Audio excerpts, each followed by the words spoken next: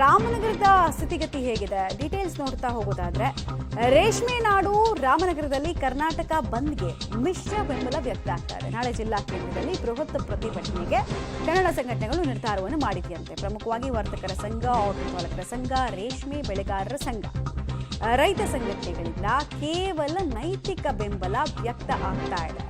ಬಂದ್ ಬೆಂಬಲಿಸೋಕೆ ಆಟೋ ಚಾಲಕರ ಸಂಘ ಹಿಂದೇಟನ್ನ ಹಾಕ್ತಾ ಇದೆ. ಕೇವಲ ನಮ್ದು ಮಾರಲ್ ಸಪೋರ್ಟ್ ಮಾತ್ರ ಇರುತ್ತೆ, ಸಿಂಬಾಲಿಕ್ ಬೆಂಬಲ ಮಾತ್ರ ಇರುತ್ತೆ, ನೈತಿಕ ಬೆಂಬಲ ಮಾತ್ರ ಇರುತ್ತೆ ಅನ್ನೋದನ್ನ ಇಲ್ಲಿನ ಆಟೋ ಚಾಲಕರ ಸಂಘ ಕೂಡ ಹೇಳ್ತಾ ಇದೆ. ಹುಬ್ಬಳ್ಳಿಯಲ್ಲೂ ಕೂಡ ಆಟೋ ಚಾಲಕರ ಸಂಘ ಇದನ್ನೇ ಹೇಳ್ತು, ಇಲ್ಲೂ ಕೂಡ ಅದೇ ಹೇಳ್ತಾ ಇದ್ದಾರೆ. ಡೀಟೇಲ್ಸ್ ಕೊಡ್ತಾರೆ ವಿನಯ್. ಹಾಗಾದ್ರೆ ಬಂದ್ನ ಸ್ವರೂಪ ಹೇಗಿರಬಹುದು, ಬಂದ್ನ ಕಾವು ತಟ್ಟುತ್ತಾ ಇಲ್ವಾ ಅನ್ನುವಂಥದ್ದು ಪ್ರಶ್ನೆ. ಖಂಡಿತ ಮಮತಾ, ಯಾಕಂದ್ರೆ ನಾಳಿನ ಬಂದ್ ಏನಿದೆ ಸಾಕಷ್ಟು ಸಂಘಟನೆಗಳು ಕೂಡ ಬಂದ್ ಕರೆಗೆ ಒಂದು ಬೆಂಬಲವನ್ನ ಕೊಟ್ಟಿದ್ರೆ ಮತ್ತಷ್ಟು ಸಂಘಟನೆಗಳು ನೈತಿಕ ಬೆಂಬಲವನ್ನಷ್ಟೇ ಕೊಟ್ಟಿದ್ದಾವೆ. ಯಾಕಂದ್ರೆ ಮಕ್ಕಳಿಗೆ ಪರೀಕ್ಷಾ ಸಮಯ ಆಗಿರೋದ್ರಿಂದಾಗಿ ಆಟೋ ಚಾಲಕರ ಸಂಘ ಏನಿದೆ ಬಂದ್ಗೆ ಸಂಪೂರ್ಣವಾಗಿ ಬೆಂಬಲ ಕೊಡ್ಲಿಕ್ಕೆ ಹಿಂದೇಟನ್ನ ಆಗ್ತಾ ಇದೆ.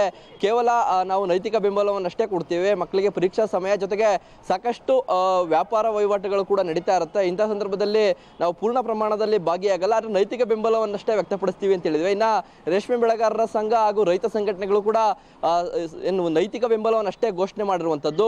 ಕನ್ನಡ ಜನಪರ ವೇದಿಕೆ, ಕರ್ನಾಟಕ ರಕ್ಷಣಾ ವೇದಿಕೆ, ಸ್ವಾಭಿಮಾನಿ ಬಳಗ ಹಾಗೂ ವಾಟಾಳ್ ಪಕ್ಷದ ಒಂದು ಬಣ ಏನಿದೆ ಇವರು ಮಾತ್ರ ಬೆಂಬಲವನ್ನ ಕೊಡ್ತಾರೆ. ಬೃಹತ್ ಜಿಲ್ಲಾ ಕೇಂದ್ರದಲ್ಲಿ ಹೋರಾಟವನ್ನ ನಡೆಸಿ ಜಿಲ್ಲಾಧಿಕಾರಿಗಳಿಗೆ ಮನವಿಯನ್ನು ಸಲ್ಲಿಸುವಂತ ಕೆಲಸವನ್ನು ಕೂಡ ಮಾಡ್ತವೆ.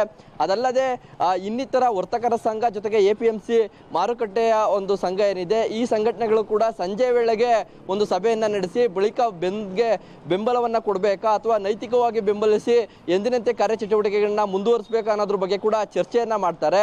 ನಾಳಿನ ಬಂದ್ ಏನಿದೆ ಇದಕ್ಕೆ ರಾಮನಗರದಲ್ಲಿ ಮಿಶ್ರ ಪ್ರತಿಕ್ರಿಯೆ ವ್ಯಕ್ತವಾಗುವಂತ ಸಾಧ್ಯತೆ ಕೂಡ ಇದೆ. ಯಾಕಂದ್ರೆ ಕೆಲವರು ಬಂದ್ಗೆ ಬೆಂಬಲವನ್ನ ಕೊಟ್ಟರೆ, ಕೆಲವರು ನೈತಿಕವಾಗಿ ಕೊಡ್ತೇವೆ, ಎಕ್ಸಾಮ್ಸ್ ಟೈಮ್ ಅನ್ನೋ ಮಾತನ್ನು ಕೂಡ ಹೇಳ್ತಿದ್ದಾರೆ.